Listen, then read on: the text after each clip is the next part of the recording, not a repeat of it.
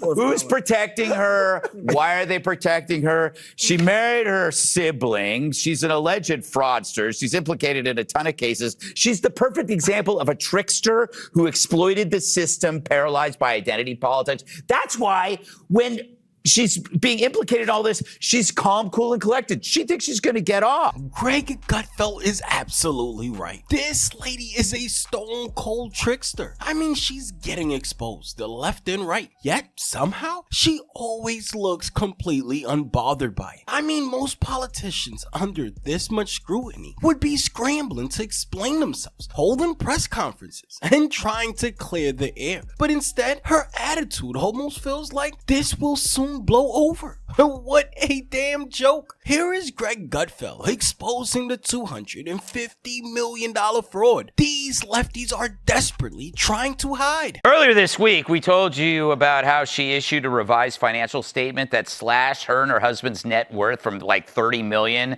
to under $100,000. Much of that wealth was tied to her husband's California winery, which they listed as valued up to $5 million. Which makes sense since that's within DUI distance of Kamala Harris. But now, days after they filed that disclosure, the winery folded. Gotta say, though, she's not acting like someone who's worried about the law. Why is that? The House GOP did open an investigation into her wealth earlier this year, back in January, and she and her fellow Dems tried to steer $1 million in federal funds to a Somali-led Minnesota addiction facility that shared an address with a Somali restaurant. Only after Republicans flagged it did the earmark get removed from the spending bill. But they haven't hit her with anything formal yet. Until hopefully now. Here's Tom Homan. I asked about the Somali daycare fraud, and he just straight up jumped right in and said, Stephen Miller's upstairs, and he has proof that Ilhan Omar lied on her immigration forms.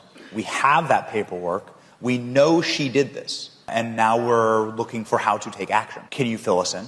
The whole file is being reviewed. A lot of smart people are on it. Stay tuned. Clearly, she thinks she's invincible, exempt from laws the rest of us follow, and she doesn't care how it looks. She even blew off a scheduled hearing she was invited to that examined her connections to a massive pandemic-era fraud. Why? Where was she? Was it date night? A family reunion? With her, it's often both. Where this goes wrong is when she starts obviously defending the fraud, which is, people were saying, she said that this was the ghost that was not there. Going after a ghost that was not there. That was the fraud. It was very much not a ghost. It was $9 billion of fraud. I think 60-some people have already been found guilty. A whole slew of others have been indicted. They're awaiting. Some have left the country. Trial. Some have fled the country. But it also led to the governor essentially, giving up the goat earlier than planned. So Giving up the goat? Is that an expression? I don't know, but you just coined it. It's really giving up the ghost, but we'll allow it. Because they eat goats? Yes. Are you saying Somalians eat goats? Absolutely right. I mean, think about it for a second. How are we supposed to believe this was some imaginary scandal or a ghost that wasn't there when billions were lost? Dozens of people have reportedly been convicted and indicted, ladies and gentlemen, and some even fled the country. Like, come on now already. I mean, how stupid do these people think we truly are? And whenever someone asks a simple question about her finances, it feels like the answer either gets spun around into something completely else, or the concerns get brushed off altogether. Can you tell us about your net worth dropping down to about 100,000? The whole thing. Could you just elaborate on what mistake was made, Congresswoman? What mistake was made on your financial disclosure forms to bring it down to 100,000 from up to 30 million? Just want to give you a chance to clear it up because people are wondering why it dropped so far down. Does your husband still have the consulting business worth about $8 million? When you look at the increase in your household wealth tied to your husband's companies, you understand why that raises questions for people watching from that. But that's, again, it's their saying, right? Like, there is no wealth increase. If you look at my husband's income, it's almost non-existent. Correct me if I'm wrong, because they said you reported a net worth between $6 million and $30 million. And they said your 2023 disclosure was roughly $40,000. Between $40,000 and $250,000. Yeah, but they're not net worths. They're like the asset things for the company. Hi, Leader Jeffrey. It's good to see you.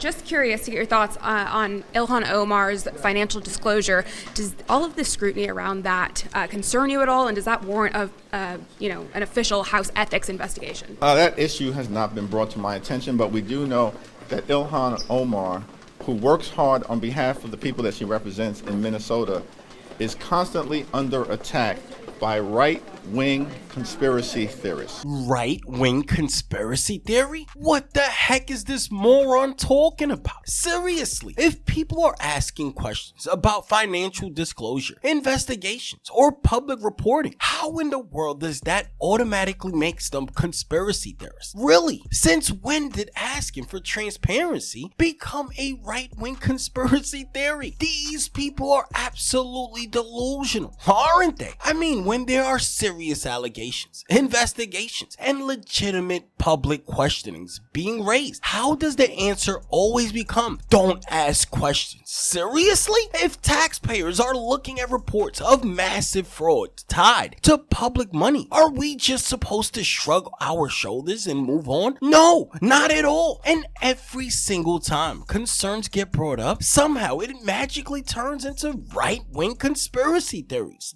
doesn't it? At what point do these politicians stop dodging and start explaining what the heck is going on with our tax dollars? Huh? Because accountability should not suddenly become optional depending on who's involved here. If everything is above board, then answering questions directly should be the right thing to do. Instead, people hear dismissal, deflections, and labels thrown around like that solves anything. Well, it doesn't. Americans are tired of being told not to believe what they're clearly seeing unfold right in front of their eyes. I mean, these people really think we're freaking stupid. They really expect us to believe that asking basic questions somehow means you're attacking someone personally. Seriously? No, we're asking for accountability. That's it. If public officials are facing scrutiny over finances, investigations, or public controversies, shouldn't questions come with the job that they signed up for? Why is it that every concern immediately gets framed as some unfair political hit instead of simply being addressed? Nobody is saying guilt without evidence, but darn it, a lot of funny activity sure is happening in Minnesota, don't you think? We just want straight answers and transparency, because if there's truly nothing to hide, then answering the questions should not be this damn difficult, period. And let's stop pretending, Jeffrey, that Americans are blind here, okay? People can tell when concerns are being brushed aside instead of taken seriously. At the end of the day, this is about one simple thing: equal accountability under the same rules. Nobody, and I mean nobody, should be above scrutiny when the public trust is involved. If concerns are unfair, then address the damn allegations directly and move on. That's how accountability is supposed to work, isn't it? But when everything suddenly turns into excuses, labels, and constant deflection, well, that's when people start seeing their true colors come out. Because instead of transparency, what do we get? Finger pointing and dismissals. Seriously. And that's exactly why so many Americans are frustrated and disgusted with the political games these people are playing. People just want honesty, equal standards, and straight answers. But with these people, you'll never get it.